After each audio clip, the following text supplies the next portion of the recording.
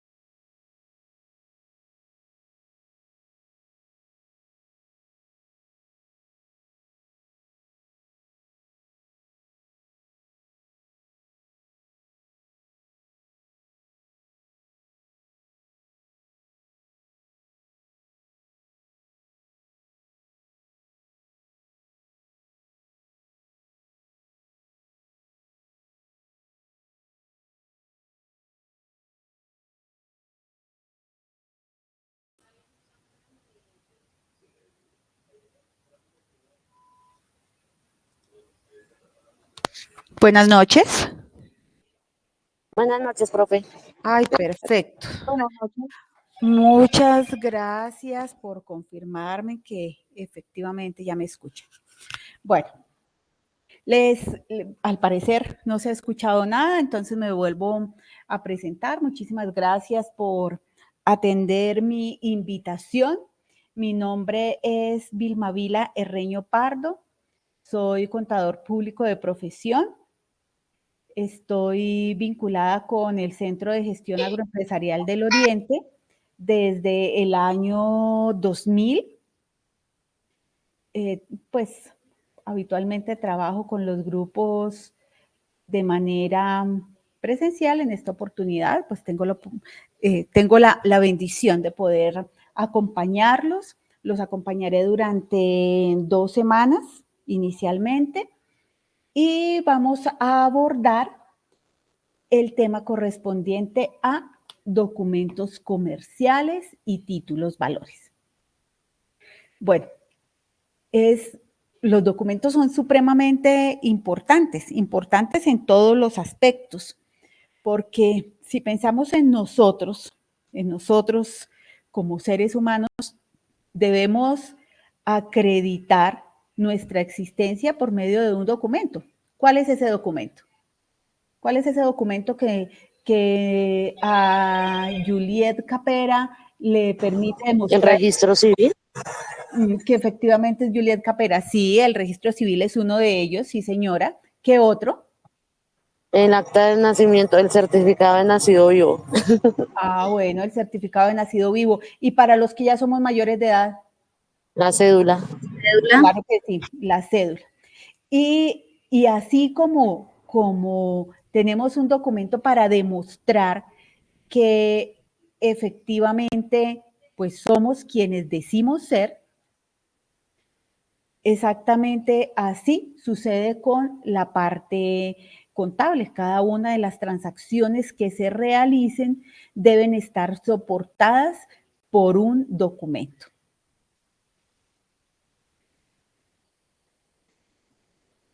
Bueno, existen varias clasificaciones para los documentos. Según los autores, pues se pueden clasificar de diversas maneras. Una de esas clasificaciones es que se pueden dividir en documentos negociables y no negociables.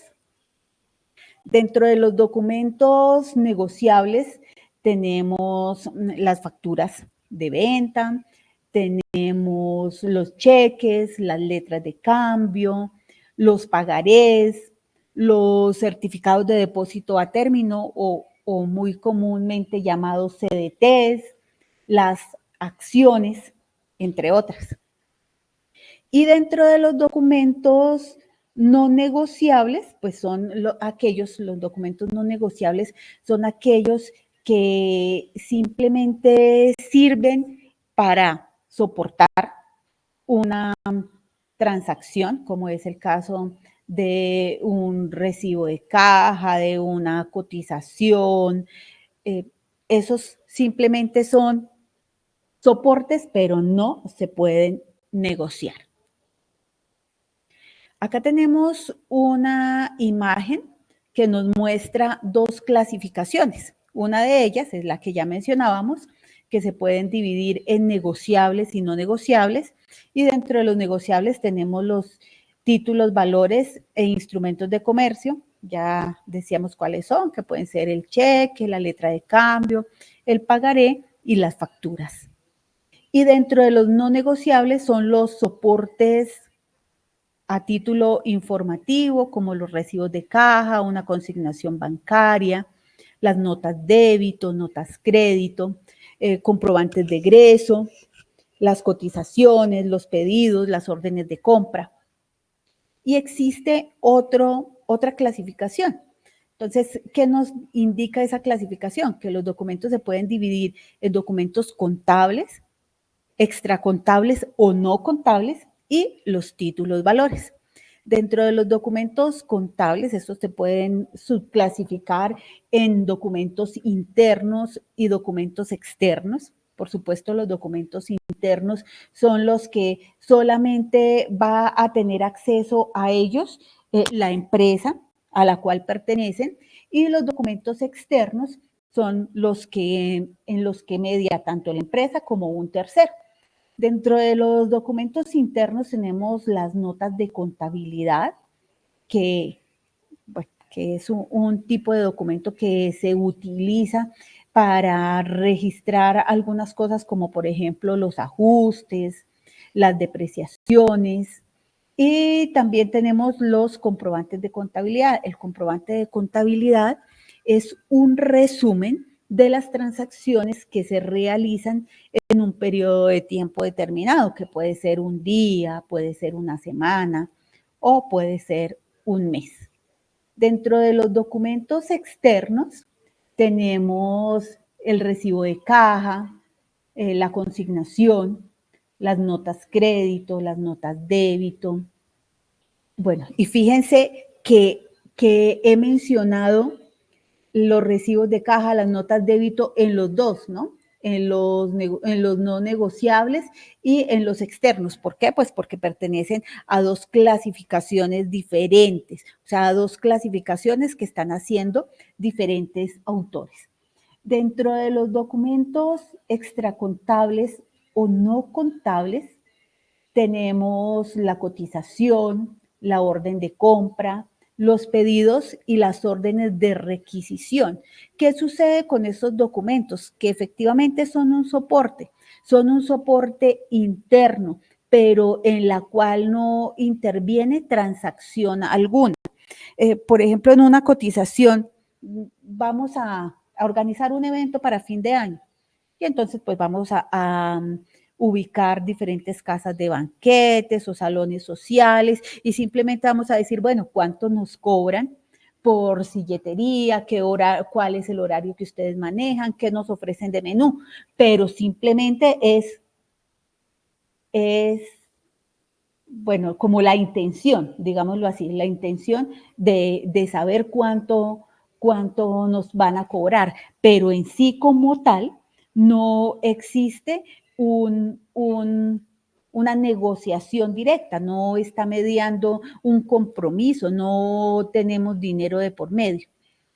Exactamente lo mismo sucede con la orden de compra. Muchas empresas no están comprando a diario, sino que estipulan qué días del mes se van a realizar las compras. Entonces, bueno, por decir algo, decimos que el 15 de cada mes vamos a hacer los pedidos, vamos a hacer nuestra orden de compra, de modo que del 1 al 15 va a pasar una persona por cada una de las dependencias de la empresa y va a preguntar qué requieren de papelería. Se va tomando el apunte de qué es lo que necesita cada dependencia y se diligencia la orden de compra. ¿Para qué? Para enviarla a la empresa que nos provee todos los suministros de papelería y pues poder hacer ya la transacción como tal. Las órdenes de requisición se utilizan sobre todo en las empresas manufactureras, en las empresas que se dedican a la transformación. Entonces, bueno, yo estoy ubicada en el municipio de Vélez, Santander. Este municipio tiene muchas fábricas de bocadillo, así que fácilmente una orden de requisición podría ser de azúcar. Necesitamos azúcar en la zona de producción para poder empezar a elaborar los bocadillos.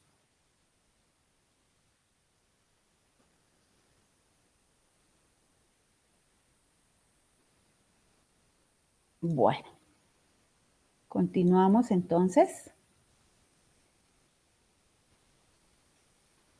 Bueno, esto ya lo mencionábamos, ya dábamos la explicación de cuáles son los documentos contables que pueden ser internos y externos. Bueno, y mencionábamos cuáles son los documentos externos. Entonces, acá especifican que los documentos externos son el recibo de caja o recibo de ingresos, los recibos de caja menor y reembolsos de caja menor, los recibos de consignación, esos soportes que nos entregan en las entidades financieras, la factura de venta, un comprobante de egreso, las notas débito, notas crédito, los cheques, las letras de cambio y los pagarés. Esos son externos. ¿Por qué externos? Les reitero, pues porque media otra persona. No solamente la empresa, sino que tenemos una transacción con un tercero.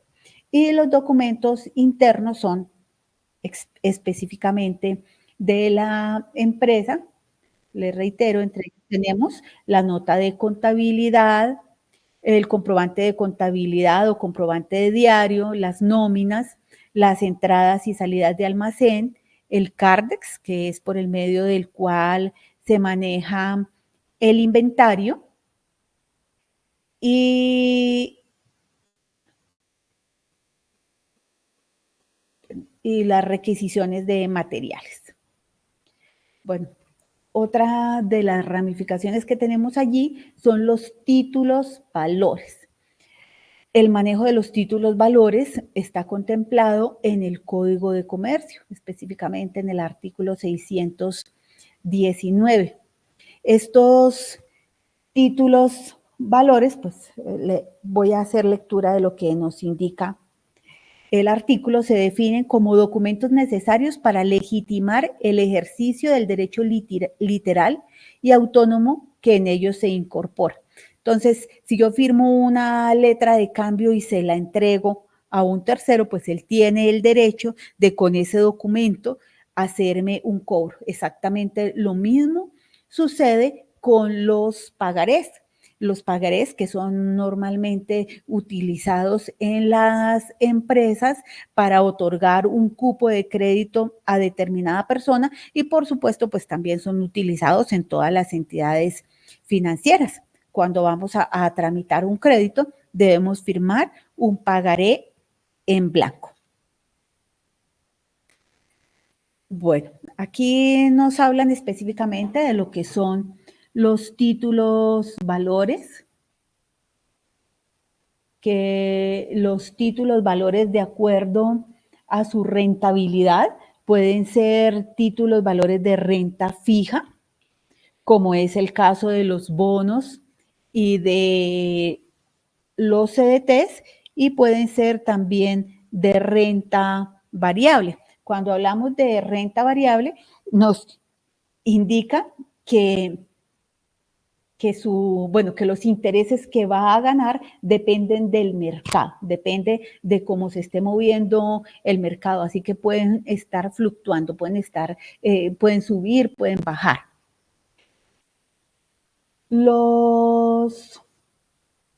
La clasificación de acuerdo con los derechos son de contenido crediticio. ¿Qué sucede con esta clasificación de contenido crediticio? Son los que respaldan un crédito. Esos son los títulos valores de contenido crediticio. Entonces, dentro de ellos tenemos la letra de cambio, el pagaré, que son como los más nombrados. Tenemos títulos valores corporativos o de participación que representan precisamente, como su nombre lo indica, la participación, que puede ser participación en una empresa, así que allí tenemos las acciones y la participación en otro tipo de sociedades. Ustedes ya trabajaron todo lo que corresponde a constitución de empresas, ¿cierto? Entonces, en la constitución de empresas, recordemos que tenemos personas naturales, que tenemos personas jurídicas y que dentro de las personas jurídicas tenemos diferentes tipos de sociedades. Y dentro de esas sociedades tenemos sociedades por acciones y sociedades de capital. Entonces, las sociedades tanto sociedades de personas como sociedades de capital son las que expiden estos títulos valores corporativos o de participación. Si hablamos de las sociedades de capital, pues todas tienen acciones, y si hablamos de las sociedades de personas, pues tenemos los porcentajes de participación, como es el caso de las sociedades limitadas. Dentro de las sociedades por acciones, tenemos varias que trabajan, que negocian sus acciones en bolsas de valores, como es el caso, hablemos de nuestro país, del Grupo Aval, de Ecopetrol, pues como por nombrar algunas. Y tenemos títulos representativos de mercancías. Bueno, tenemos otra clasificación que es de acuerdo a su negociación. Allí podemos clasificar estos títulos valores como títulos valores nominativos. Y dentro de esos títulos valores nominativos tenemos precisamente las acciones que exigen la inscripción del dueño de ese título valor en un libro, que son los libros de socios o accionistas. Tenemos títulos valores a la orden, como es el caso de los cheques, y estos títulos valores tienen una particularidad, y es que dentro de su texto mencionan páguese a la orden de. Les insisto, como es el caso de los cheques y los pagarés. Y tenemos otros títulos que realmente son poco utilizados, que son los títulos al portador. ¿Qué implica un título al portador? Pues que la persona que tenga el documento lo puede ir a cobrar. ¿Cuáles son los requisitos comunes de los títulos valores? Uno de los requisitos fundamentales es el derecho, pues el derecho que tiene la persona que poseedora del título valor de cobrar, y la firma de quien lo crea. Bueno, ya lo mencionábamos, que acá está como la discriminación de lo que acabamos de conversar, que tenemos títulos de renta fija y de renta variable, que tenemos títulos nominativos, como es el caso de las acciones, tenemos títulos a la orden de, por supuesto, estos títulos a la orden de, como es el caso de los cheques, se pueden endosar. ¿Qué implica que se pueda endosar? Que el cheque puede estar a nombre de Melba, pero Melba en la parte de atrás firma el cheque, y la persona que tenga el cheque lo puede ir a cobrar.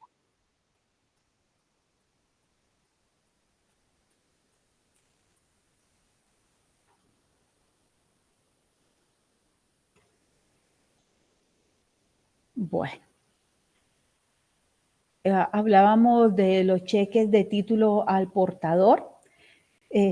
Les reitero en que estos títulos al portador pues normalmente no se expiden por los riesgos que conllevan.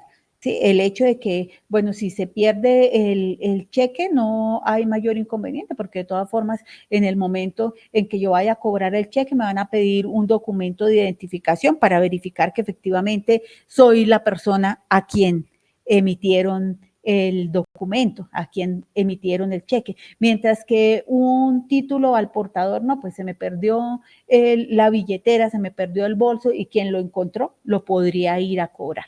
Por eso, pues precisamente es que son poco utilizados.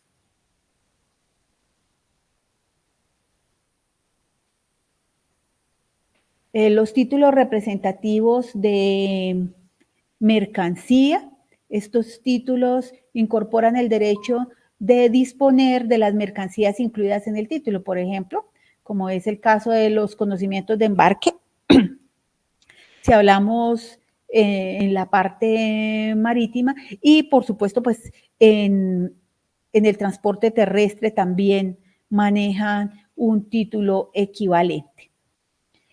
Bueno, ya mencionábamos los títulos corporativos o de participación, qué son las acciones y los derechos que se tienen en las sociedades limitadas.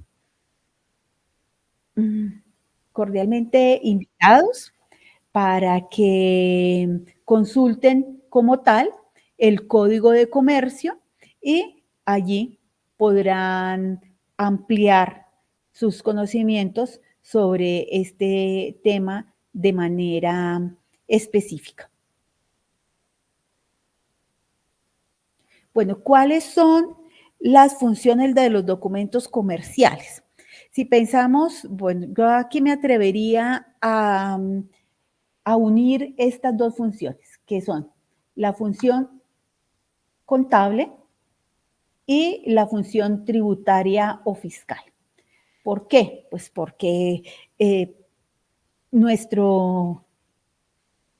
digamos que por supuesto la contabilidad se maneja por control, porque es muy importante que usted como propietario o como socio de un negocio como tal, pues sepa exactamente cuánto hay invertido, cuáles son las utilidades que se están generando, cuáles son las deudas que tiene y todo lo concerniente a impuestos.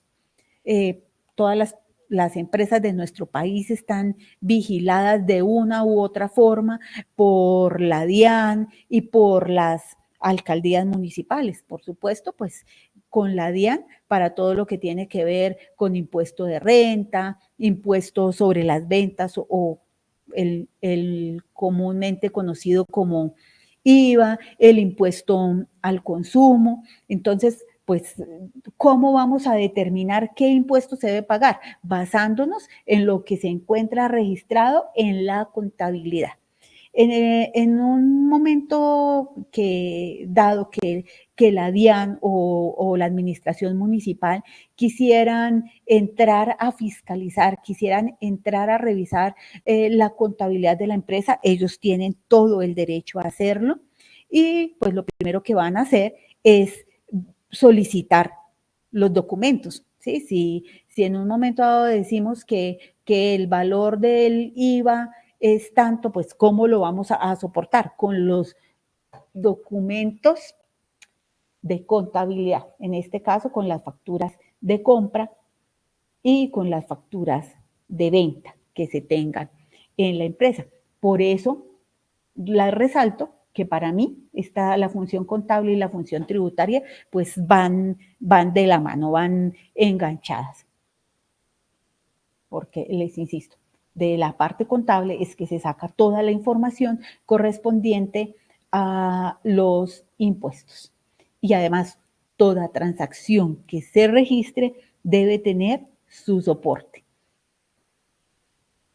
Función de control brinda información de los terceros y personas de la empresa involucrados, así como el detalle de la operación. Cuando denuncian una empresa, las empresas las pueden denunciar ante la DIAN o las pueden denunciar ante la fiscalía. Por ejemplo, porque la empresa está haciendo muchas compras o al propietario de un negocio lo pueden denunciar por supuesto enriquecimiento ilícito. Entonces, ¿qué sucede? Que ahí vendría esa función de control. Ahí esa entidad puede entrar a hacer control. Por supuesto, la DIAN también puede entrar a hacer control. ¿Qué se puede hacer? O en un momento determinado, por ejemplo, que intervengan una empresa que, pues, como es lo que está sucediendo en este momento con las empresas de salud, allí pueden entrar a solicitar información de terceros. Entonces, si alguno de ustedes tiene una droguería y le vende medicamentos a la nueva EPS, a Sanitas, podrían entrar a preguntarle, bueno, ¿usted cuánto le vendió durante el año 2023, 2024? ¿Cuánto le ha vendido durante el 2025? ¿Qué pagos le han hecho? Y de esa forma, los soportes contables sirven para esa función de control. Bueno, función jurídica porque sirven como medio probatorio escrito de un hecho económico y la exigibilidad de los derechos incorporados en los mismos. Cuando una persona fallece y dejó facturas o dejó una letra de cambio, así haya fallecido, el dueño de esa letra de cambio, de ese pagaré, la persona a quien le deban esa factura, puede solicitar a los herederos que se realice el pago. Entonces, allí entraría esa función jurídica de los documentos comerciales. ¿Cuáles son los requisitos de los documentos comerciales? Pues, por supuesto, debe tener unos requisitos mínimos que están incluidos en el Código de Comercio y que están incluidos en el Estatuto Tributario. Uno de ellos es el nombre o razón social de quien lo elabora, el nombre del comprobante, la ciudad y fecha de elaboración, la descripción específica de la transacción que se está realizando y las firmas de los responsables, tanto de quien elaboró, quien revisó, quien aprobó y quien realizó la contabilización. Vamos a empezar a hablar de uno a uno de los documentos. Entonces el primero que viene es el recibo de caja o comprobante de ingreso. Este es un documento externo, es un documento no negociable, pues el objetivo de ese documento es precisamente soportar que se ha recibido un dinero dentro de la empresa. Por lo general, pues se le expide a los clientes. Normalmente se imprimen en original y una copia, como mínimo, original y una copia. Hay empresas que manejan original y 2 copias, que uno va para archivo, uno va para contabilidad y el otro, pues por supuesto, se le entrega a la persona de quien se recibió el dinero. Aquí encontramos el bosquejo de lo que es un recibo de caja. Importante tener en cuenta que los documentos soportes, todos los documentos soportes deben tener una numeración consecutiva. Cuando un documento se anula, se debe dejar constancia y por supuesto, pues normalmente tiene una nota explicativa por qué se anuló el documento. De modo que cuando uno vaya a revisar los consecutivos en el programa de contabilidad, pues ahí ya se tiene la constancia de que el determinado documento fue anulado y pues debe existir, normalmente se firma el por qué se anuló, bien sea firmado por el auxiliar contable o por el contador, o por lo menos por el auxiliar contable y con el visto bueno del contador. Lo ideal es que se tenga constancia de cuál fue la transacción que se realizó, que el valor vaya tanto en números como en letras, que se haga una buena discriminación del concepto, del por qué se elaboró ese documento y por supuesto que lleve la firma de quien recibió y de quien entregó el dinero. Acá tenemos un ejemplo, la empresa El Futuro SAS, el 3 de febrero del 2050, recibe del cliente Juan Pérez 300,000 pesos en cheque como abono a la factura 7586.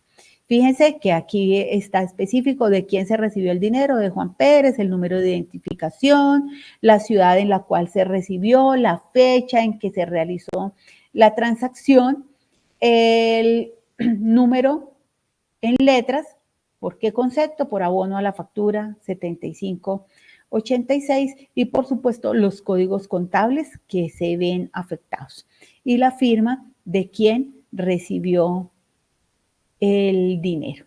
Por supuesto, se debe discriminar si ese dinero se recibió en efectivo o se recibió en cheques.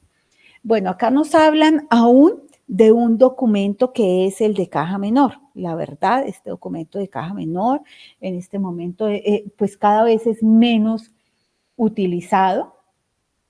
Cada vez es menos utilizado, pues porque lo que la DIAN quiere es que todas las transacciones que realice la empresa estén soportadas por una factura electrónica o, en su defecto, por un documento equivalente.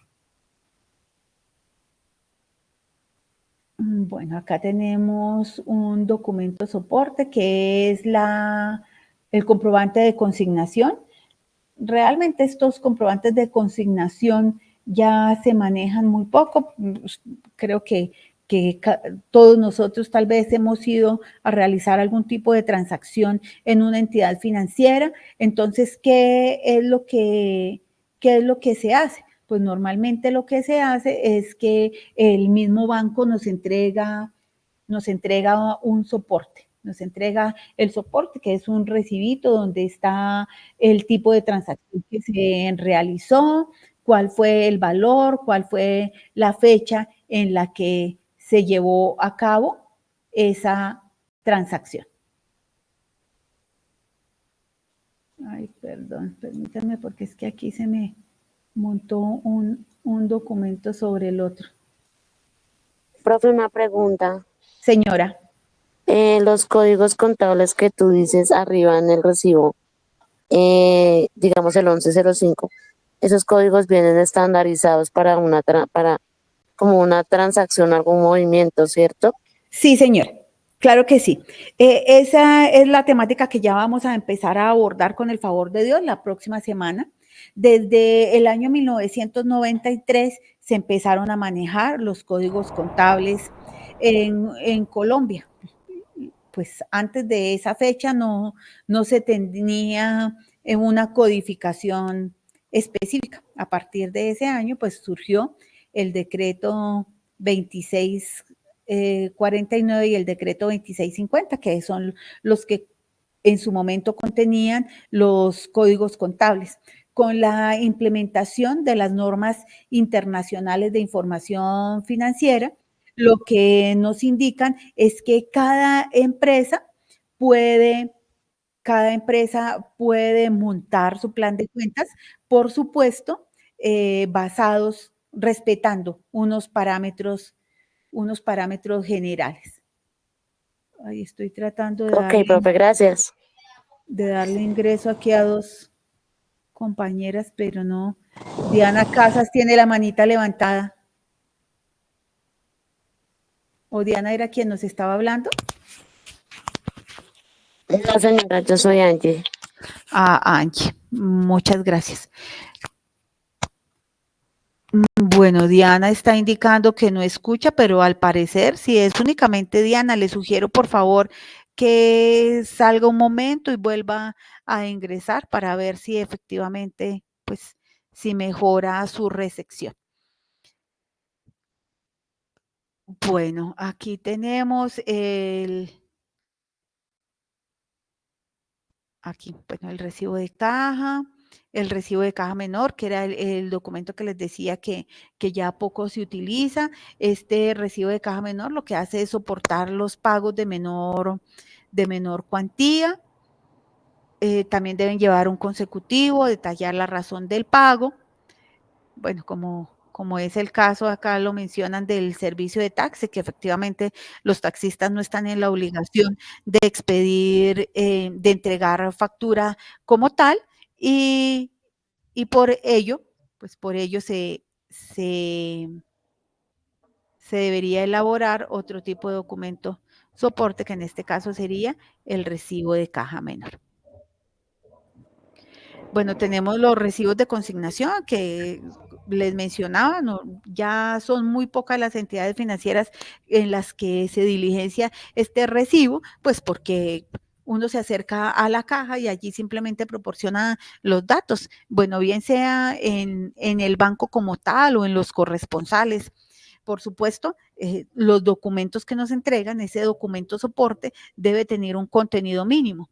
La ciudad y la fecha, el nombre del titular de la cuenta, el valor que se va a consignar, pues son básicamente ellos. Esos son los datos que debe contener. Bueno, acá tenemos otro enunciado que la empresa El Futuro SAS, el 1 de mayo del 2050, realiza apertura de la cuenta corriente con el dinero aportado de los socios. Y precisamente por esa apertura de cuenta corriente es que se realiza una consignación.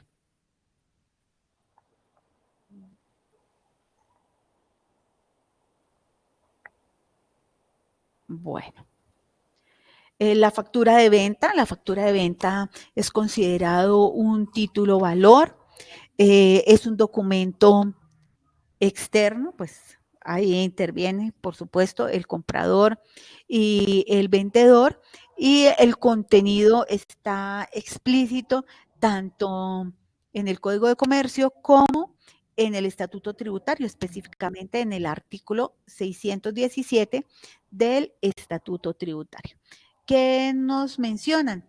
Que debe contener la expresión factura de venta, debe tener una numeración consecutiva preimpresa, llevar los nombres y apellidos tanto del vendedor como del comprador, la identificación y la dirección del comprador. Se debe indicar cuál es el IVA que se va a pagar, la fecha de expedición, la discriminación específica de los artículos o los servicios que se están vendiendo, el valor total de la operación y se debe indicar la calidad del responsable de IVA. Bueno, tenemos personas que cobran IVA y otras que no cobran IVA. Entonces, de allí es que nos mencionan esta calidad de responsables de IVA. ¿Por qué? Pues porque tenemos efectivamente los responsables de IVA, que son todas aquellas personas con ingresos superiores a 3.500 VTs.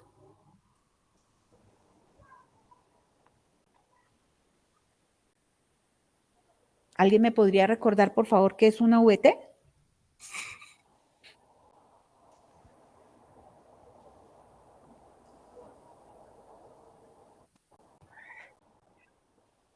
Unidad de valor tributario. Todos los impuestos en nuestro país están expresados, todos los impuestos y las sanciones están expresadas en unidades de valor tributario. Entonces, los responsables de IVA son los que tienen ingresos superiores a 3.500 VTs y los no responsables de IVA, los que tienen ingresos inferiores a esas 3.500 VTs. Entonces, todos los responsables de IVA están en la obligación de expedir factura discriminando el valor del IVA. Por supuesto, si soy un comerciante minorista, o sea, si tengo un negocio pequeño, no soy responsable de IVA, y por el hecho de no ser responsable de IVA, si emito factura, pues no puedo discriminar el IVA.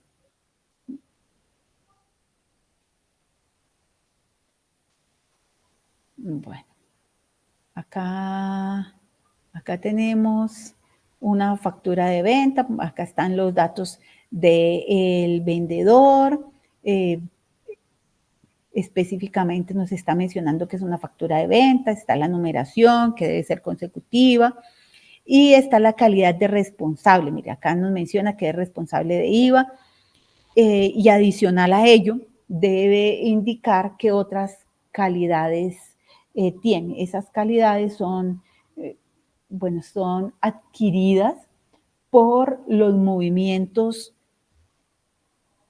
que tenga dentro de la empresa, por sus ventas. En el caso de los agentes retenedores, pues todas las sociedades están en la obligación de hacer retención en la fuente, pero en el caso de las personas naturales, si tienen ingresos superiores a 30.000 VTs, están en la obligación de hacer retención en la fuente. Yo no puedo expedir facturas de manera caprichosa. ¿A qué me refiero? Bueno, yo vendo leche y voy a empezar a expedir factura. No. Si yo cumplo con los topes requeridos por la norma, pues por supuesto debo expedir factura. Y si lo quiero hacer voluntariamente, debo pedirle autorización a la DIAN, ¿sí? Tanto los que por obligación lo hacen como los que lo hacen de manera voluntaria deben solicitar autorización a la DIAN. La DIAN, en este caso, las solicitudes se hacen por medio del portal de la DIAN, del MUISCA, y allí pues nos van a preguntar que cuántas facturas queremos solicitar, ¿sí? ¿De qué número a qué número? Y dependiendo del número de facturas que se soliciten, le dan le dan una vida útil a esa numeración, que puede estar entre 6 meses y 2 años. Bueno, los otros datos que se requieren, ¿me colaboran por favor cerrando el micrófono? Hay una personita que tiene el micrófono abierto, si es tan amable. Si me pongo a revisar me pongo a revisar el chat o a mirar quién es la persona que tiene el micrófono abierto, pues no puedo continuar revisando el documento. Bueno, deben ir tanto los datos del vendedor como los datos del comprador. En este caso, ¿quién es el comprador? El cliente Mario Guerrero. De ese cliente se debe indicar el nombre completo, la dirección, el número de identificación, el correo electrónico. Es supremamente importante la forma de pago. En la factura se debe indicar si la venta es de contado o si es a crédito. Y en el caso que la venta sea a crédito, se debe especificar a cuánto tiempo se le está dando a ese tercero para que pague, ¿sí? ¿Cuánto se le está dando? 8 días, 15 días, 1 mes, 2 meses. ¿Qué tiempo se le está dando para que pague? ¿Por qué? Porque si no especifico, o sea, si simplemente digo que es a crédito, pero no especifico cuál es la fecha de pago, eso sería tanto como decirle al comprador, tranquilo, págueme cuando usted quiera. Acá lo están especificando, que la forma de pago, si es a crédito o es de contado, si es a crédito, el número de cuotas y el valor de cada una de ellas. Si no se estipula la fecha de vencimiento, se entenderá que su pago es a los 30 días. Realmente lo que dice la norma es que si no se especifica, pues los abogados lo que dicen es que si no especifico la fecha de vencimiento, pues sería tanto como decirle al tercero, págueme cuando usted quiera. La aceptación. Bueno, entonces, por supuesto, les indicaba que tenemos un vendedor y un comprador. El comprador debe firmar el recibido a satisfacción. Ya en el caso de las facturas electrónicas, lo que se hace es pues que se debe tener el acuse de recibido, ¿sí? O sea, como la constancia de que efectivamente usted me pidió el artículo, se lo estoy despachando y cuando llegue la factura, pues usted acepta esa factura. Acá nos habla de la factura electrónica. Realmente lo que la norma nos dice es que es el único documento válido. O sea, que si no es factura electrónica, si es un trocito de papel que simplemente dice factura, pero no tiene todos los requisitos que ya habíamos mencionado, no tiene validez ante la DIAN. ¿Qué nos pide la facturación electrónica? Pues que se tenga autorización de la DIAN, que se haga por medio de un software debidamente aprobado por la DIAN, Y por supuesto, pues todas las transacciones van a quedar registradas. En el momento en que se emite la factura electrónica, de inmediato está llegando a la DIAN. Bueno, acá nos habla de la ley 2010 del 2019 y del decreto 358 del 5 de marzo del 2020, que dice quiénes deben facturar electrónicamente. ¿Quiénes deben facturar electrónicamente? Todas las personas jurídicas. Todas las personas jurídicas están en la obligación de expedir factura. Todas las personas naturales que tengan ingresos superiores a 3.500 UETs. Todas las personas naturales que contraten con el Estado y que esos contratos sean iguales o superiores a 4.000 UETs.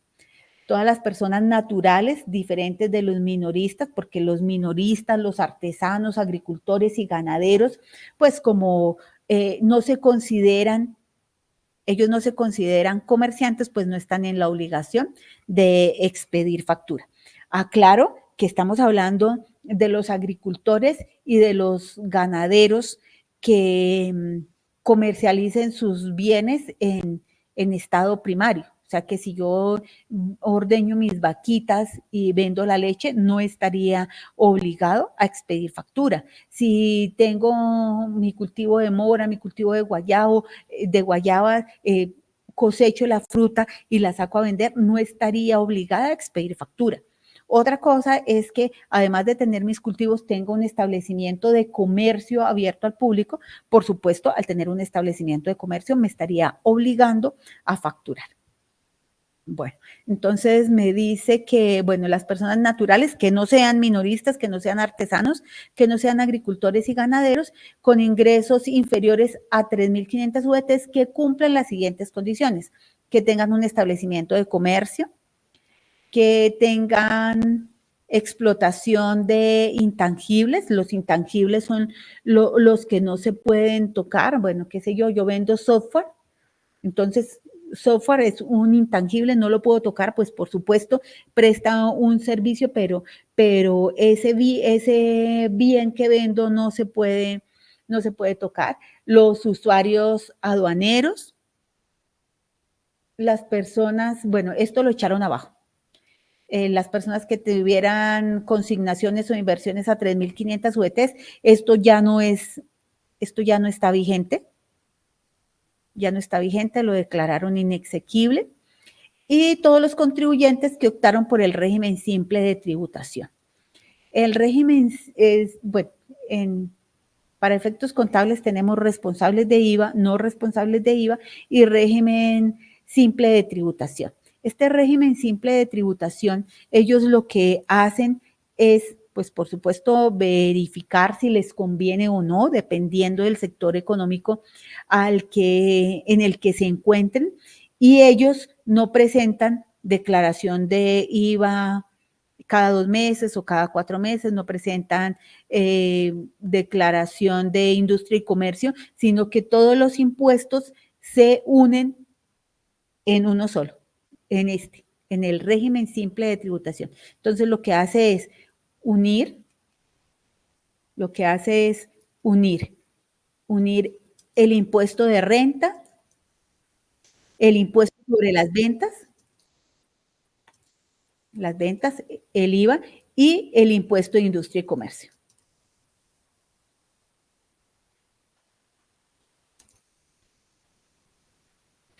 Los que pertenecen al régimen simple de tributación unen estos 3 impuestos, los unen en uno solo. Y pues pagan de una manera muy particular. Ellos hacen abonos, digámoslo así. Ellos no pagan el IVA cada 2 meses, sino que hacen abonos, 3 abonos al año.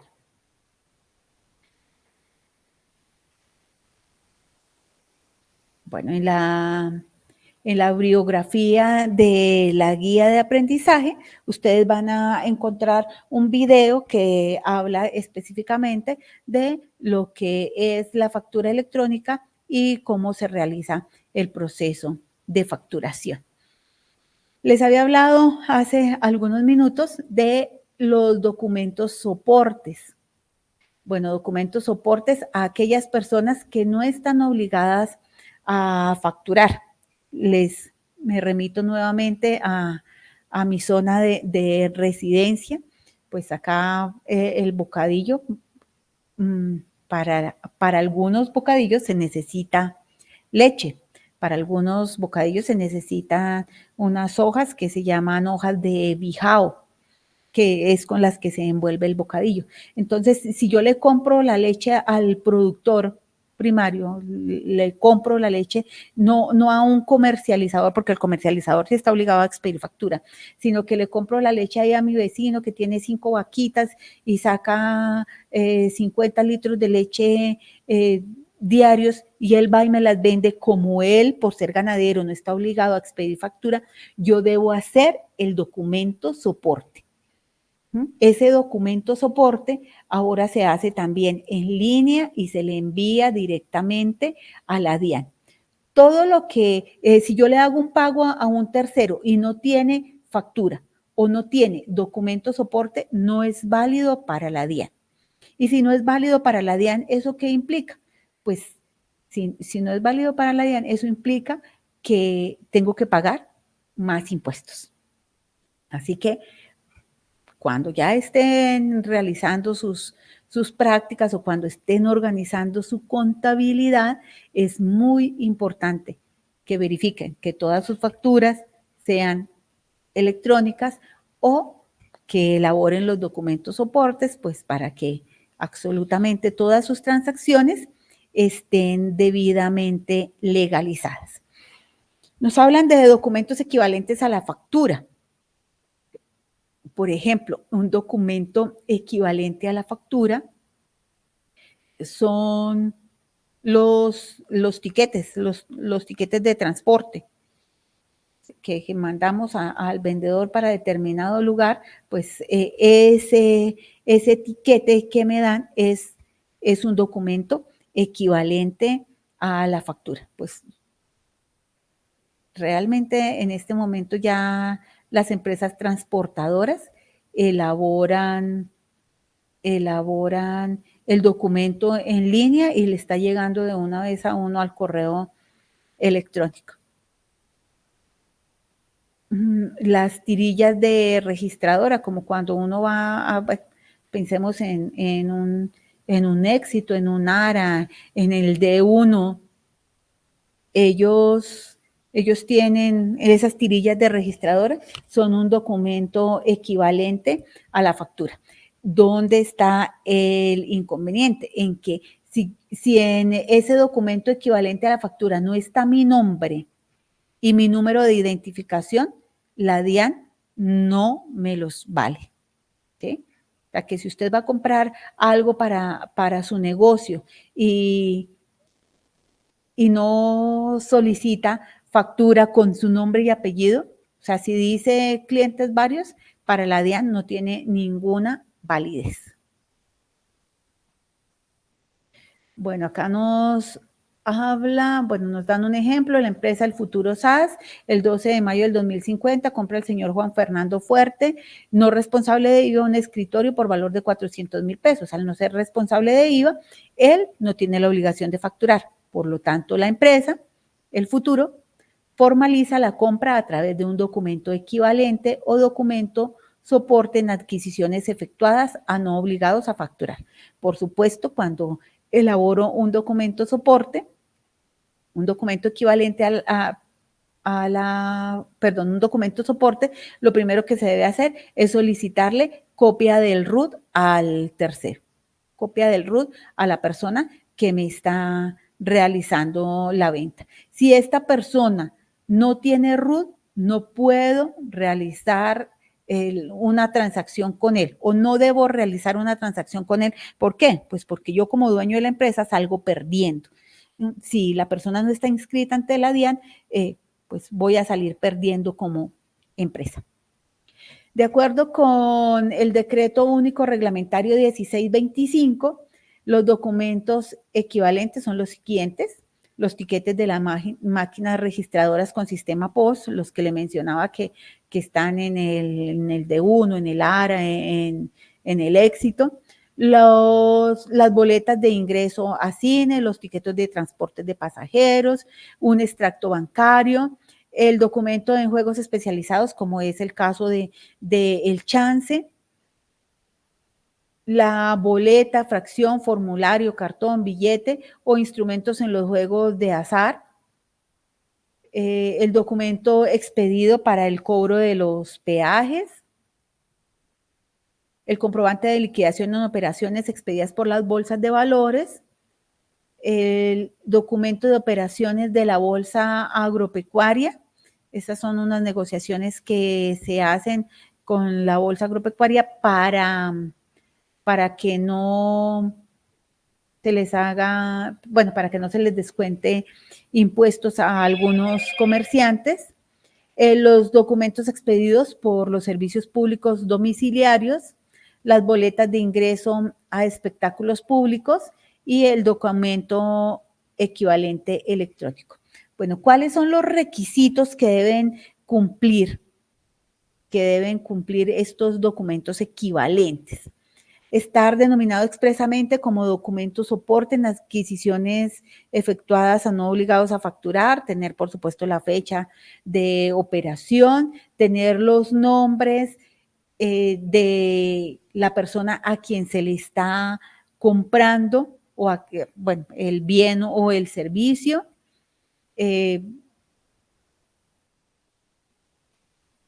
Los nombres y apellidos del adquiriente, pues por supuesto, como yo soy el comprador, como la empresa es el comprador, esos datos normalmente están en la parte superior, están membreteados. Llevar el número que corresponda a un sistema de numeración consecutiva. Todo debe estar en orden consecutivo y en orden cronológico. Tener la descripción específica del bien o servicio que se está adquiriendo y detallar el valor de la operación. O sea, debe estar específico el valor de la operación. En cuanto a los comprobantes de egreso, fíjense que en la parte superior hablamos de los comprobantes de ingreso. Ingreso, el dinerito me entró. ¿Cuándo me entra el dinerito? Cuando yo recibo el pago. En este caso estamos hablando de comprobantes de egreso o comprobante de pago, que respalda el pago de una suma de dinero por medio de efectivo o cheque. Generalmente se elabora en original, que se le entrega al cliente, y en las copias, pues que son para la empresa.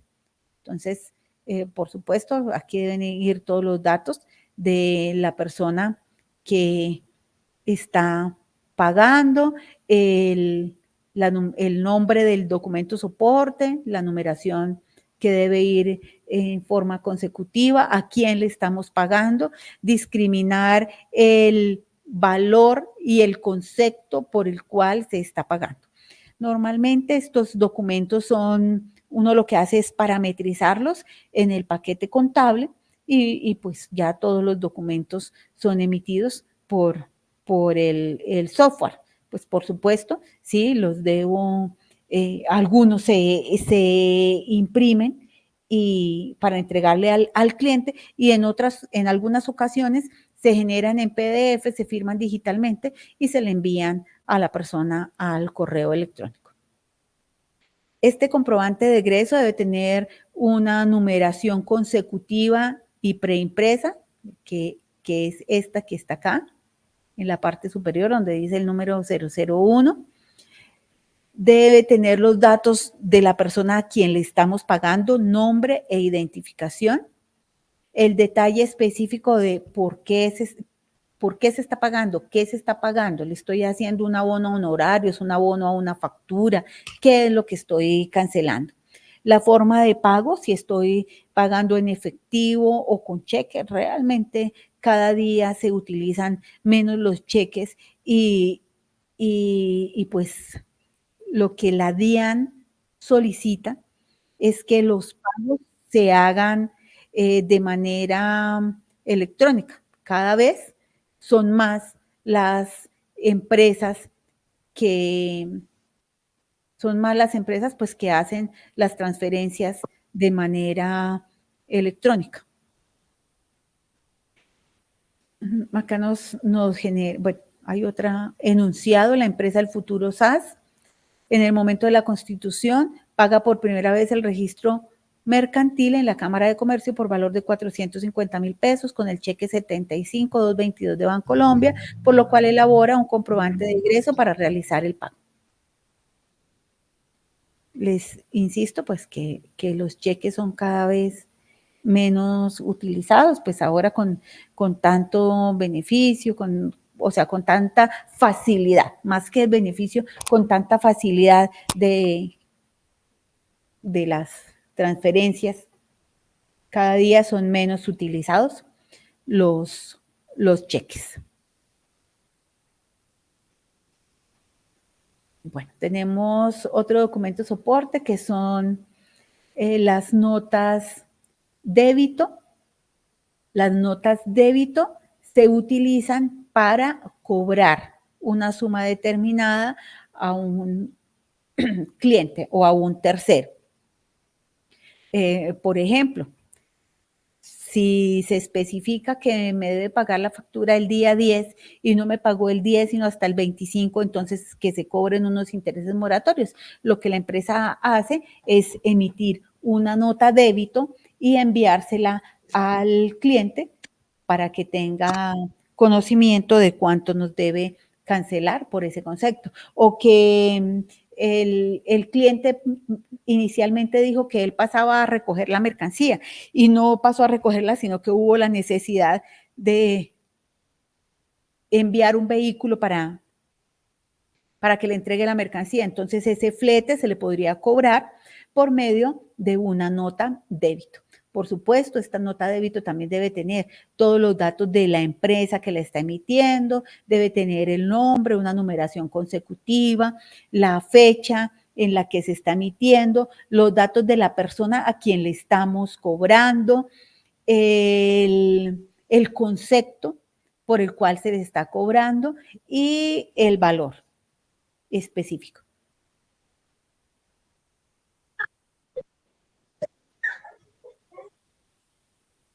Bueno, acá nos dice que la nota débito la empresa la emite para cobrar y cargar a la cuenta del cliente valores como fletes, intereses, comisiones y otros costos por conceptos adicionales en la venta.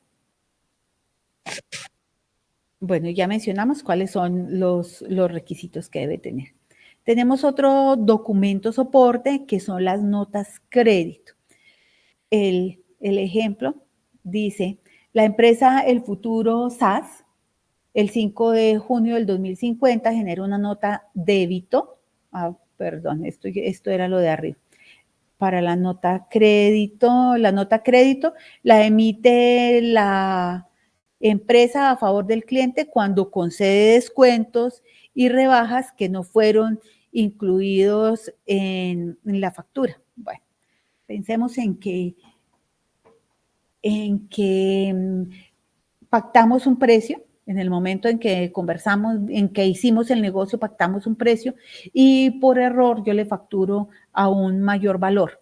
Entonces, en ese momento se elabora una nota crédito. ¿Una nota crédito para qué? Pues para ajustar el valor de la negociación y para hacerle un descuento a mi cliente. Por supuesto, también debe tener la numeración consecutiva, los datos de la persona a quien le voy a hacer el descuento, nombre completo y número de identificación, la fecha de la transacción y el concepto del descuento, tanto el concepto como el valor. Las notas crédito la emite la empresa a favor del cliente cuando concede descuentos y rebajas no incluidos en la factura o cuando se generan devoluciones por mercancías.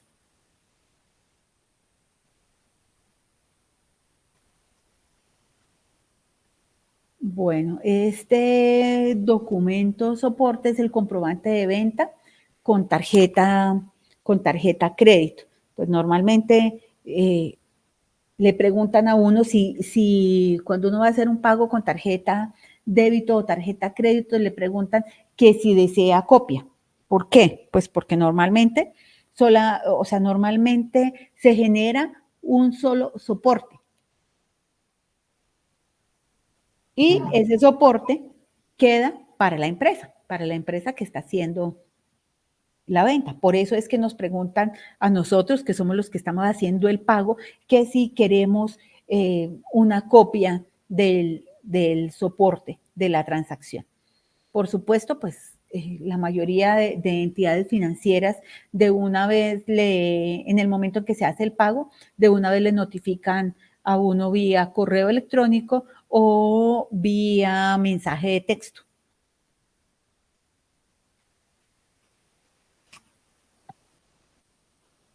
Las transferencias de fondos, específicamente lo que son los traslados de dinero, los pagos en línea. Esos pagos en línea, pues también tienen un soporte, ese soporte que lo podemos descargar pues sí, lo podemos descargar o lo podemos descargar para enviarlo y descargar para archivarlo.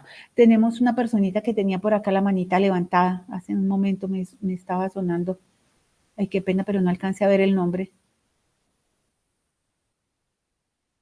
Lo único que me fijé es que era una dama quien estaba levantando la mano.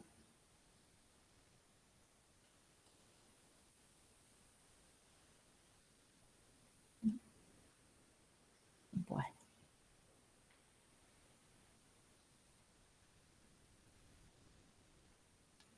Otro documento que hace relativamente poco se está utilizando, o sea, poco, estoy hablando de hace hace más o menos 5 años que empezaron con las empresas más grandes y pues ya es obligatorio para toda empresa que tenga empleados vinculados por nómina, es la nómina electrónica. Esta nómina electrónica está consagrada en el artículo 616, raya 1 del Estatuto Tributario y tiene una particularidad. Y es que ya lo había mencionado, todas las empresas que tengan empleados vinculados por nómina la deben enviar, bien sea quincenal o de forma mensual a la DIAN. La empresa que no reporte nómina electrónica, lo que le haya pagado a sus empleados no lo puede incluir como gastos dentro de su contabilidad. O si lo incluye como gastos y la DIAN lo identifica, pues le va a hacer corregir la declaración de renta y por supuesto esto genera una sanción. Stephanie, señora, la escuchamos. Yo tengo una pregunta. Señora. En este caso de la nómina, ¿cierto? Cuando una empresa por lo menos tiene trabajadores que no puede afiliar, en este caso vamos a hablar como de los venezolanos, ¿cierto? Que no tienen como un permiso, entonces esa no serviría, o sea, uno no podría hacer pasar esa nómina, porque me imagino que no existe, como no tiene una identidad, no tiene un documento que certifique pues que puede trabajar acá, no haría, ¿cierto? No se podría, esa persona no se podría incluir dentro de la nómina electrónica. Y el problema, pues, o sea, son una cantidad de problemas los que llegan allí al tener una personita, pues, que legalmente no existe para el Estado colombiano. ¿Por qué? Porque Dios no lo quiera, donde se enferme, una incapacidad, pues quien tendría que entrar a cubrir la incapacidad sería el dueño de la empresa. Y todos esos dineros que se le están cancelando a ese empleado para la DIAN no cuentan. ¿sí? Efectivamente, o sea, qué sé yo, le estamos pagando con todo lo de ley, más o menos un empleado con todo lo de ley sale por mensualmente como por 2.600.000 pesos, más o menos. O sea, con prestaciones sociales y seguridad social. Son 2.600.000 pesos que para la DIAN la empresa se está ganando y no es cierto. O sea, qué sé yo, que la empresa tiene utilidades mensuales de 7.500.000. Para la DIAN no van a ser 7.500.000, van a ser 10 millones de pesos. ¿Por qué? Pues porque no puede tener en cuenta el valor de los salarios que se le cancelan a esa personita que no tiene permiso para trabajar en Colombia.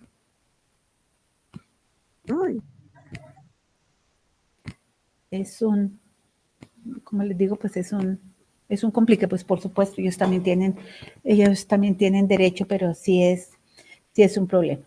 Bueno, tenemos aquí otro documento que es el soporte de los pagos de seguridad social, el soporte de la planilla de liquidación de aportes, pues que en un momento dado también nos sirve como documento para tener constancia de cuánto estoy pagando por concepto de seguridad social, que en seguridad social, ¿qué estamos incluyendo? Salud, pensión, riesgos laborales, la caja de compensación familiar y según el tipo de empresa, los aportes correspondientes al SENA y al Instituto Colombiano de Bienestar Familiar.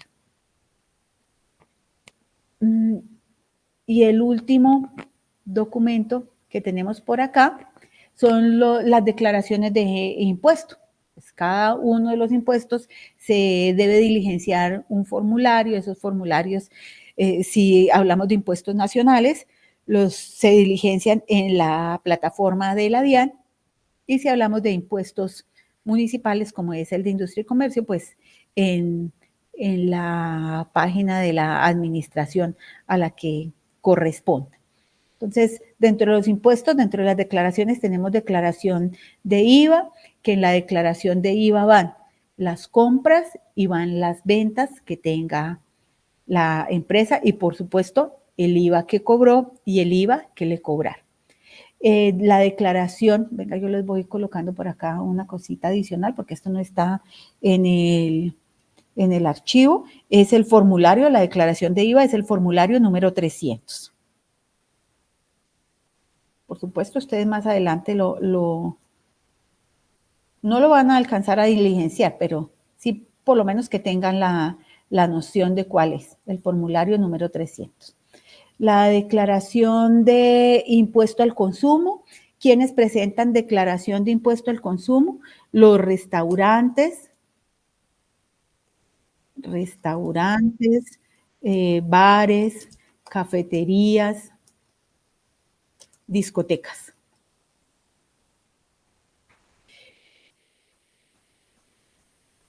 Pero que tienen una particularidad. Que tienen una particularidad y es que también tienen ingresos superiores a 3.500 UETs. Entonces, para efectos de impuesto al consumo, al igual que para el IVA, estamos hablando de responsables de impuesto al consumo y no responsables de impuesto al consumo. Por supuesto, si estamos hablando de una cafetería pequeña, pues sería no responsable de impuesto al consumo. Pero si hablamos de un negocio que tiene movimientos significativos, estaría obligado a presentar esta declaración de impuesto al consumo. La declaración de retención en la fuente, que es el formulario 350. Este formulario se presenta en forma mensual. Y el formulario 300 se presenta cada 2 meses, cada 4 meses o cada año, dependiendo de los ingresos que tenga la empresa. Eso depende de los ingresos que tenga la empresa. La declaración de renta y complementarios, en la declaración de renta y complementarios van los activos, todos los bienes que tenga la empresa, van los pasivos, que son las deudas, el patrimonio, que es la diferencia entre activos y pasivos, todos los ingresos, los gastos y la utilidad. Por supuesto, sobre la utilidad es que se paga el impuesto de renta. Felipe, señor, lo escuchamos. Muchas gracias. Una consulta. En el formulario 350 también se presenta la retención de IVA. Sí, señor. Listo, muchas gracias. Sí, señor. Bueno, la declaración de renta se presenta en forma, bueno, tenemos dos formularios para la declaración de renta, que es ay, ¿qué le pasó a esto? El formulario 210 y el formulario 110. Estas declaraciones se presentan en forma anual. ¿De qué depende que se maneje el 210 o el 110? Si es una persona que viva en Colombia o una persona que no viva en Colombia. La declaración de industria y comercio, en industria y comercio, este es un impuesto municipal. Este es un impuesto municipal y por supuesto, pues depende de lo que esté estipulado en el Estatuto de Rentas Municipal, la periodicidad de presentación. Entonces podemos tener presentación de cada 2 meses. En Vélez se presenta la declaración de industria y comercio cada 2 meses. Y se presenta declaración de retención de industria y comercio cada mes. Bueno, vamos con los títulos valores. Aquí tenemos la letra de cambio. La letra de cambio es un título valor con la orden incondicional de una persona llamada girador a una persona llamada girado para que pague una suma de dinero. Normalmente se elabora para respaldar una deuda. Los requisitos, ¿me colaboran por favor cerrando el micrófono? Los requisitos de la letra de cambio se encuentran en el artículo 621 del Código de Comercio. En el artículo 621 del Código de Comercio. Bueno.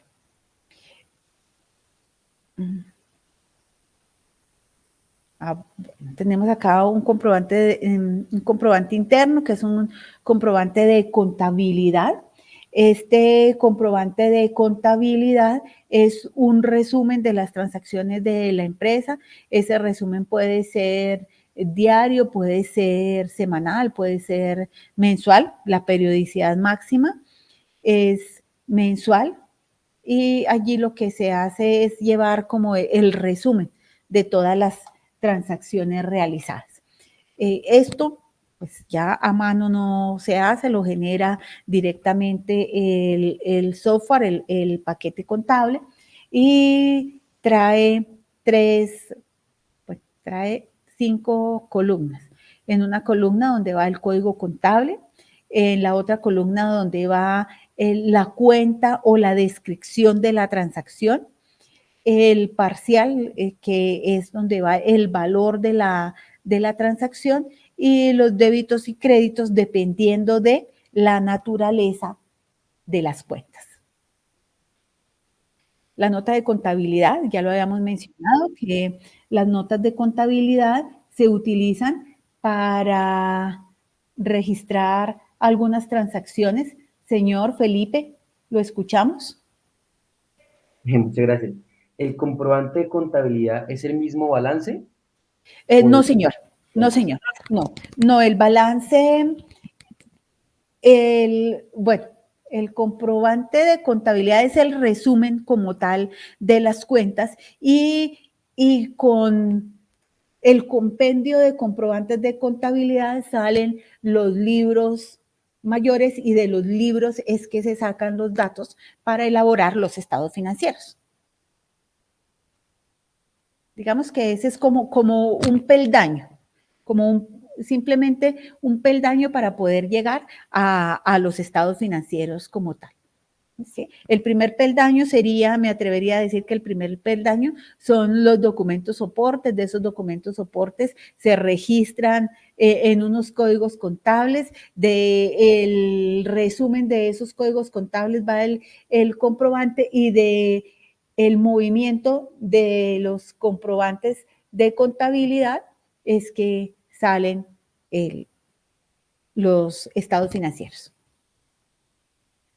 Bueno, la nota de contabilidad se prepara, se elabora cuando no existe un documento soporte específico y se realiza de manera puntual en algunos casos, como es para registrar las depreciaciones, que es el desgaste que tiene el valor de los bienes por el uso, para realizar algunas correcciones, bueno, que hice el registro en el código contable en un código contable errado, entonces el contador o yo mismo como auxiliar contable me di cuenta y podemos elaborar una nota de contabilidad para ello.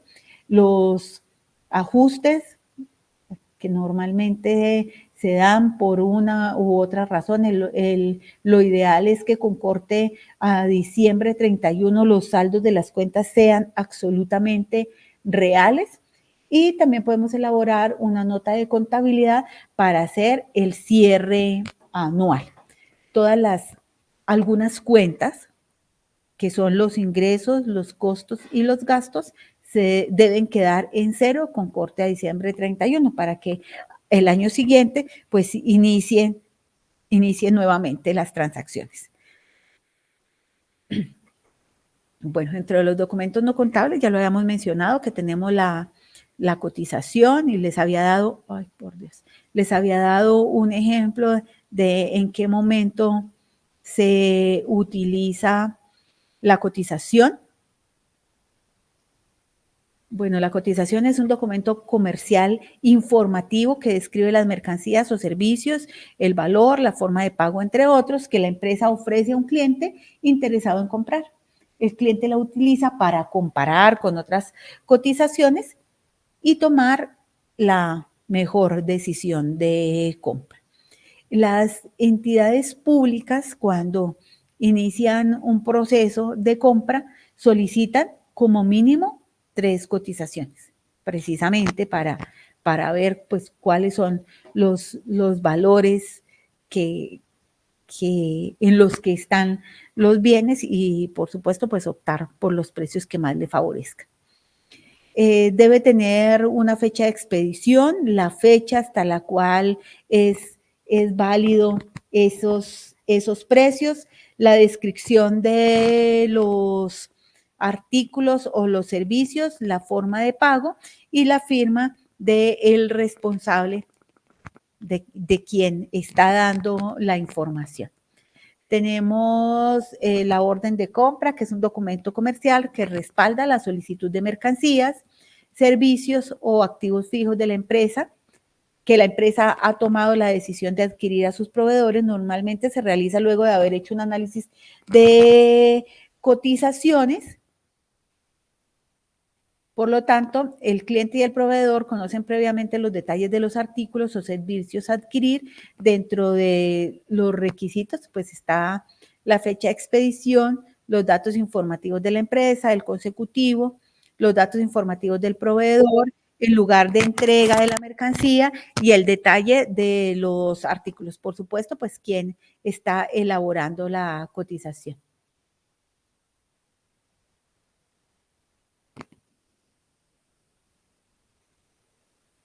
Perdón, quién está elaborando la orden de compra. La orden de pedido también es un documento que respalda la solicitud de mercancías o servicios por parte de los clientes de la empresa de acuerdo con los procedimientos de la entidad, puede ser interno o externo.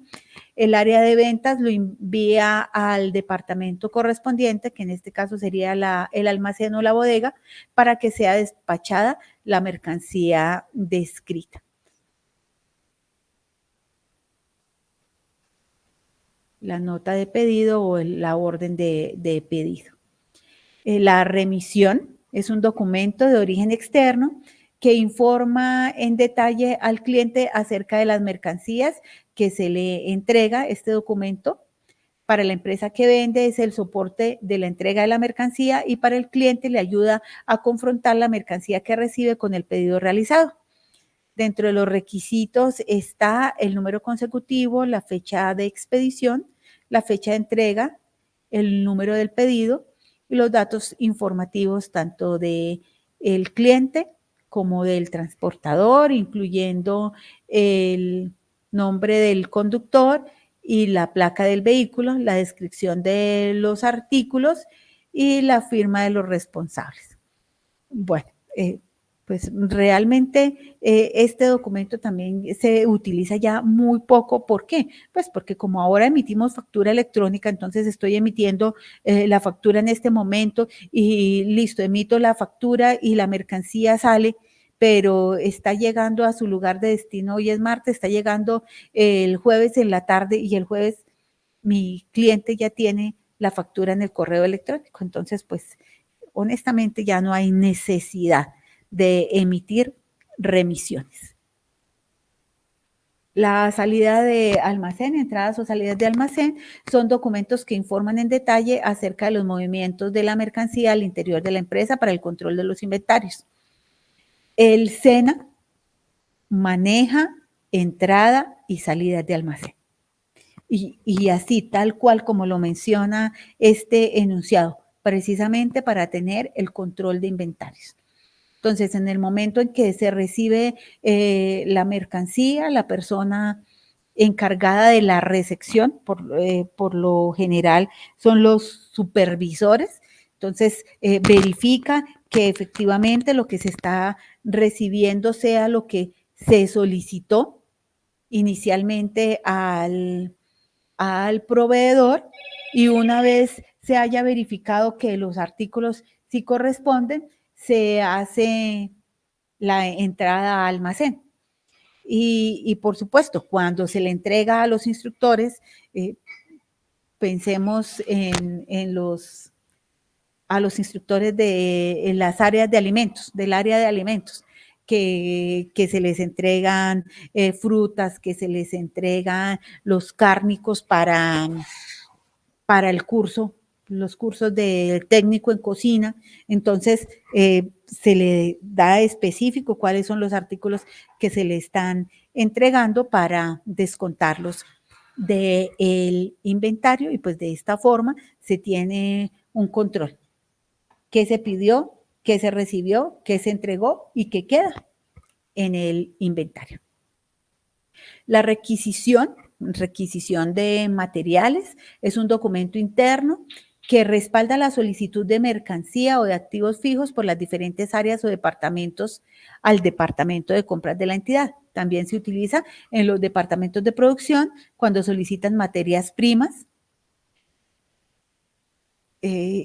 Bueno, y esta requisición debe tener la fecha de expedición, fecha en que se requiere el artículo, el consecutivo, el departamento que realiza la solicitud, la orden de trabajo en el caso de ser una empresa manufacturera y la descripción de las mercancías o de la materia prima, indicando las características específicas, la cantidad, el valor unitario y el valor total. Les mencionaba iniciando que esta requisición de materiales es muy utilizado por las empresas industriales. Bueno, ya pasamos a otro punto, que son los libros contables. Bueno, entonces, Permítanme. Los libros contables se dividen en dos grandes, los libros se dividen en dos grandes grupos, que son los libros de contabilidad y los libros de administración.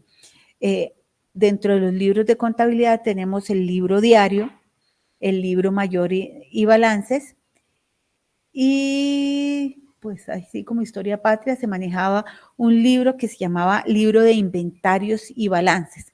Y por supuesto, pues también tenemos los libros auxiliares.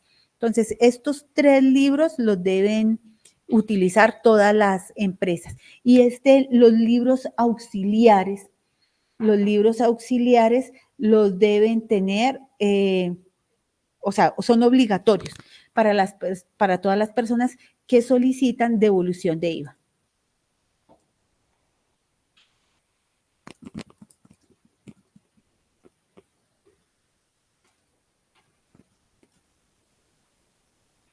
Y mi computador está loco.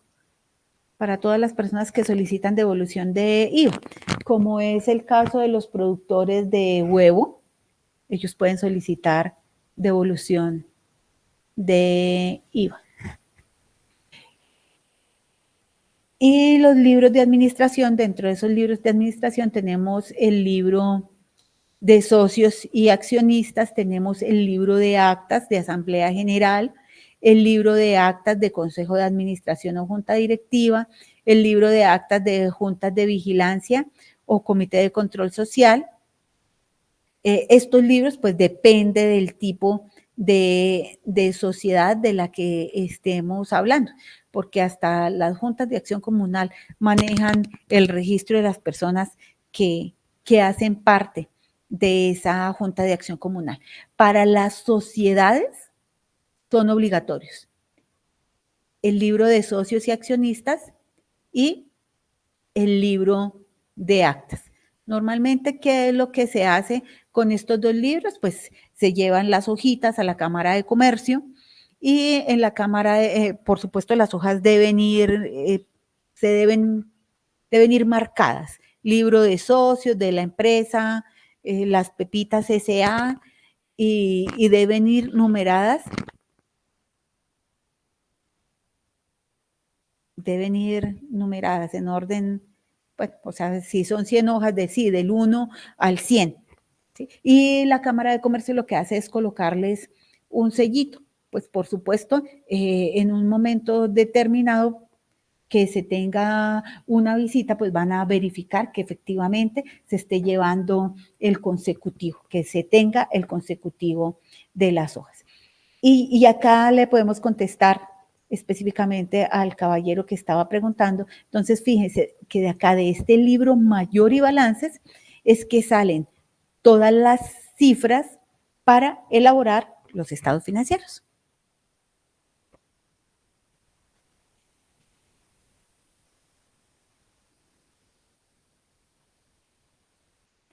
Bueno, acá nos hablan ya de los libros de manera electrónica. Esto ya es el pan de cada día, pues que todos los libros se manejen de manera electrónica por medio de un software. Ya los libros físicos, pues realmente el libro de actas y el libro de socios, ya los demás están previamente incluidos dentro de el software y pues todos los paquetes contables los manejan. Hay algo muy interesante y es que cuando una empresa recibe una visita de la DIAN, la DIAN puede sacarle una copia de seguridad al programa de contabilidad y se lo puede llevar. Y ellos están en todo el derecho de hacerlo. Y por supuesto, pues los programas de contabilidad manejan algo que se llaman espejos. La mayoría de los programas de contabilidad manejan algo que se llaman espejos y esos espejos permiten identificar si se han realizado modificaciones dentro del software contable y las fechas. Hasta se pueden identificar cuáles han sido los usuarios que han realizado estas modificaciones. Bueno, todas las transacciones se deben registrar en orden cronológico y consecutivo. Y por supuesto, pues ya el paquete contable lo que hace es organizar y pues el contador o el administrador define cómo quiere que se le entregue la información.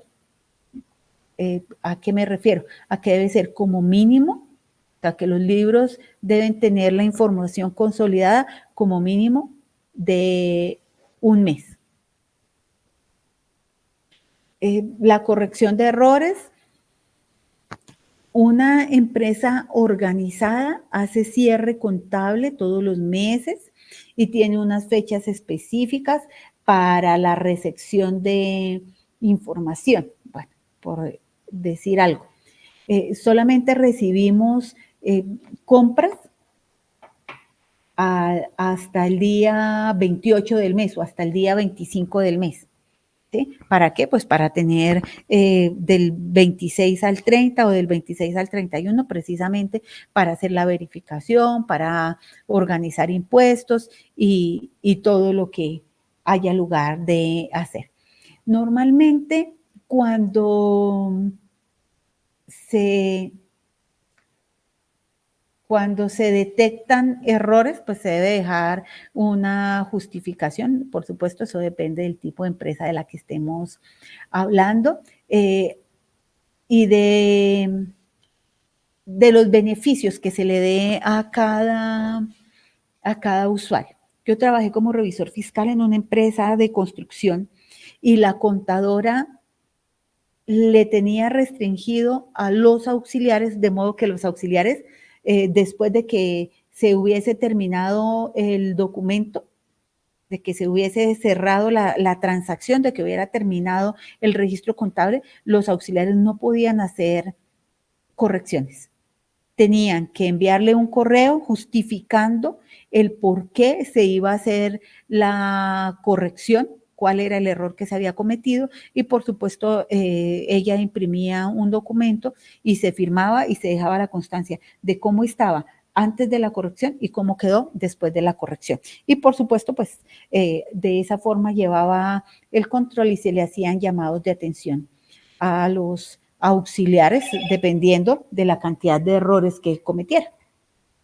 ¿Qué es el ciclo contable? El ciclo contable es ese proceso cronológico, ordenado y sistemático de los hechos económicos de una entidad, el cual inicia con el balance de apertura o el registro de constitución y continúa con el reconocimiento de cada una de las transacciones que se van realizando a partir de ese momento hasta emitir la información financiera, los estados financieros que se utilizan para la evaluación del desempeño de los administradores, para la evaluación del desempeño de la empresa como tal, realizar el análisis y tomar las decisiones a que haya lugar. Los momentos del ciclo contable son la creación y apertura de la entidad, el registro o reconocimiento de los movimientos y el cierre de la información contable, la emisión de los reportes financieros, estados financieros, el análisis, la evaluación, el análisis y control y la retroalimentación. Estos estados financieros, dependiendo de la empresa, pues se pueden solicitar en forma mensual, en forma bimestral, en forma trimestral. Por supuesto, eso depende de los administradores. ¿Y para qué? Pues por supuesto, para realizar el análisis y tomar las medidas de control a que haya lugar dentro de los tiempos establecidos, ¿sí? Porque si estamos perdiendo dinero, no podemos esperar y nos detectamos que estamos perdiendo dinero en el mes de abril, no podemos esperar hasta diciembre para tomar las medidas, no. O sea, precisamente, pues hay que tomar las medidas dentro de los tiempos establecidos y entrar, pues hacer las modificaciones del caso para que las cosas mejoren. En esta figura se muestra cuál es el ciclo de un proceso contable. Entonces, lo primero que se hace es el análisis y la clasificación de los documentos, que son estos soportes de las transacciones, todos los documentos de los que hemos venido hablando. Después se hace el registro de las transacciones. Honestamente, ya este proceso no se hace de forma manual, pues todas las personas manejan un paquete contable y hay muchas opciones, hay muchas facilidades, se tienen, o sea, hay de todos los precios y es muy fácil adquirir en ese momento un software contable.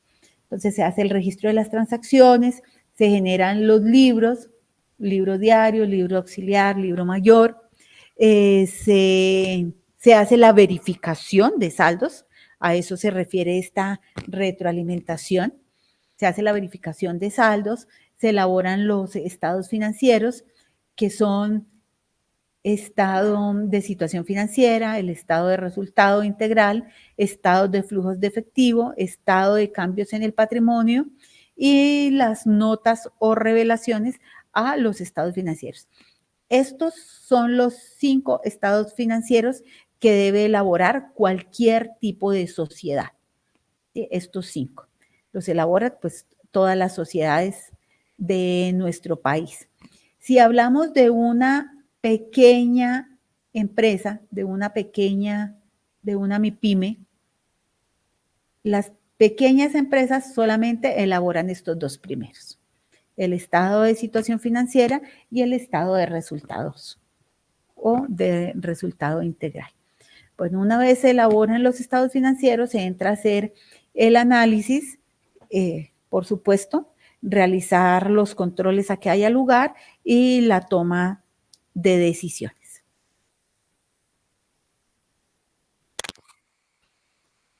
Bueno, de la creación y apertura de la entidad, no vamos a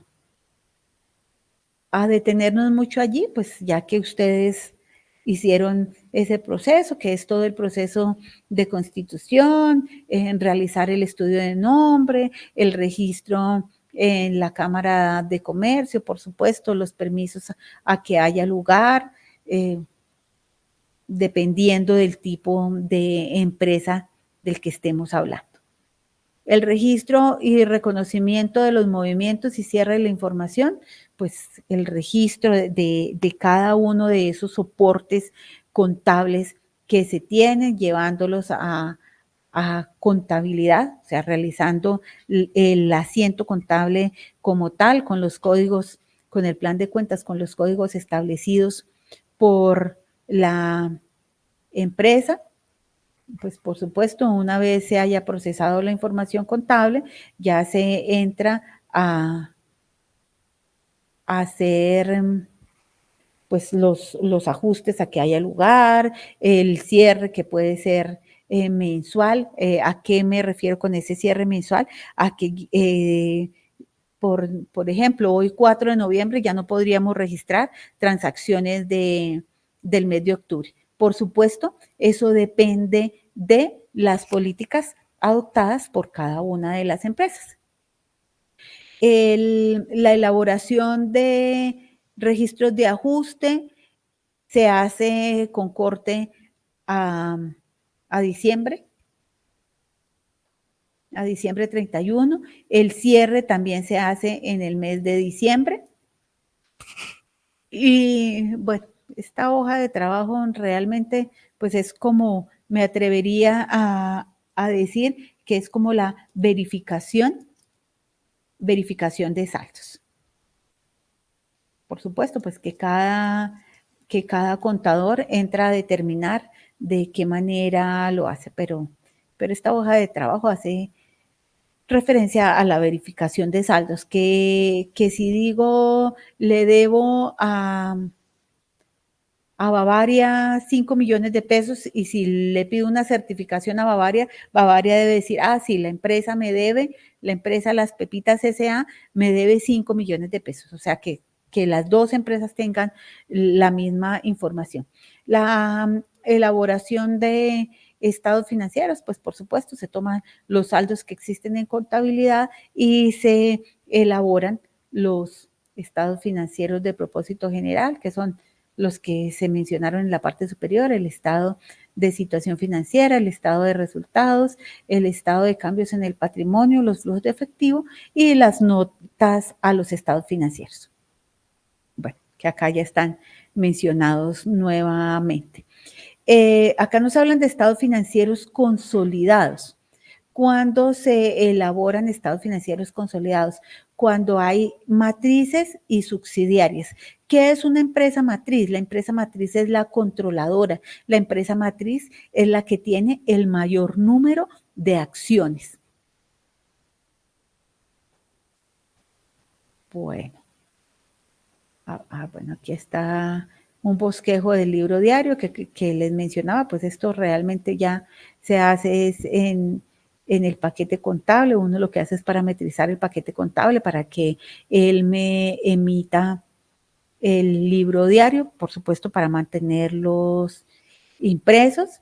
El libro mayor y balances, en el libro mayor y balances solo se manejan las cuentas, pues ya a partir de la próxima semana que empecemos a hablar del tema, la contabilidad son numeritos, me refiero a que el plan de cuentas está dividido por clases que son activos, pasivos, patrimonio, ingresos, costos y gastos, por grupos que se identifican con 2 números y acá nos hablan de 4 dígitos que son las cuentas.